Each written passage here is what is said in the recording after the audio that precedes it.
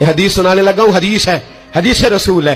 جوان خاص کر کے ذرا میری بات پہ توجہ کرے، اور بزرگ خاص کر توجہ کرے جنہوں نے تربیت کرنی ہے. سنیں، حضور کی بارگاہ میں ایک نوجوان آیا ہے، یہ سنگ میل ہے حدیث، اس کو یاد رکھنا.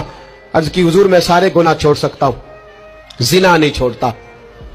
حضور مجھے زنا کی اجازت ہونی چاہیے. میرے حبیب نے تھپکی دی، بٹھا لیا. میں کہتا ہوں حضور نے گناہگاروں کو معاشرے سے کاٹا نہیں، ان کی تربیت فرمائی ہے، ان کی تربیت فرمائی ہے، ان کو قریب فرمایا. میرے حبیب کریم صلی اللہ علیہ وسلم نے فرمایا ادھر آپ بیٹھ جا. بیٹھ گئے. حضور نے فرمایا تو پسند کرتا ہے تیری ماں کے ساتھ کوئی بدکاری کرے؟ حضور نہیں. فرمایا تو پسند کرتا ہے تیری بیٹی کے ساتھ کوئی بدکاری کرے؟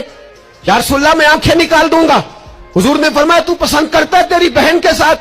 حضور میں کاٹ ڈالوں گا وہ ہاتھ جو میری بہن کی طرف اٹھیں گے. فرمایا تو پسند کرتا ہے کہ تیری خالہ پھپھی ممانی کی طرف کوئی ایسی حرکت کرے؟ حضور میں کاٹ کے رکھ دوں گا ان لوگوں کو جو بات بھی کریں گے.